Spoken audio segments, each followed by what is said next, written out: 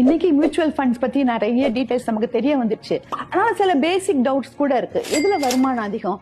Direct பிளானா regular பிளானா? Regular பிளானை விட டைரக்ட் பிளான்ல தான் வருமானம் 1 or 2% அதிகமா இருக்கும். ஏன்னா அவங்க வந்து டிஸ்ட்ரிபியூட்டர்ஸ்க்கு கமிஷன் கொடுக்க வேண்டியதில்லை அப்படிங்கறதால அந்த எக்ஸ்பென்ஸ் ரேஷியோ கம்மியா இருக்கு, நம்மளுக்கு வருமானம் அதிகமா இருக்கு. அப்படி எப்படி டைரக்ட் பிளான்ல ஓபன் பண்றது அப்படின்னா, நீங்க எஸ்பிஐயோ இல்ல ஹெச்டிஎஃப்சியோ அந்த ஏஎம்சி சூஸ் பண்ணீங்கன்னா அந்த ஏஎம்சி ஆபீஸ்ல போய் டைரக்ட் பிளான் ஓபன் பண்ணலாம். இல்லைன்னா அந்த ஏஎம்சியோட ஆப்பை டவுன்லோட் பண்ணி டைரக்ட் பிளான் ஓபன் பண்ணலாம். அப்படி இல்லைன்னா கேம்ப்ஸ் சொல்றாங்க இல்லையா, அந்த கேம்ப்ஸ் ஆபீஸ்லயும் போய் நீங்க டைரக்டா ஒரு பிளான் ஓபன் பண்ண முடியும்.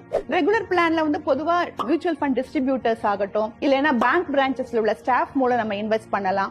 மொபைல் ஆப் எரோதா, க்ரோ அவங்க எல்லாம் போடுற ஆப் மூலமா நம்ம இன்வெஸ்ட் பண்ணலாம். நம்ம இது மாதிரி ஆப் மூலமா இன்வெஸ்ட் பண்றோம், இது டைரக்ட் பிளான் நினைச்சுக்க வேண்டாம். இது மூணுமே ரெகுலர் பிளான் தான். இந்த மூணுலயுமே எக்ஸ்பென்ஸ் ரேஷியோ அதிகம் தான். அப்ப இந்த மூணுல எது பெட்டர் அப்படின்னு கேட்டா கண்டிப்பா மியூச்சுவல் ஃபண்ட் டிஸ்ட்ரிபியூட்டர் மூலமா போறது தான் பெட்டர். ஏன்னா அவங்க கிட்ட ஒரு ஹேண்ட் ஹோல்டிங் இருக்கும். அவங்க நம்மளுக்கு எப்பவுமே அவைலபிளா இருப்பாங்க. புது ஸ்கீம்ஸ் பத்தி சொல்லுவாங்க, பழைய ஸ்கீம் ரிடீம் பண்ணணும்னா கூட ஹெல்ப் பண்ணுவாங்க. சோ உங்களுக்கு எது கம்ஃபர்டபிள்னு பார்த்து நீங்க சூஸ் பண்ணிக்கோங்க.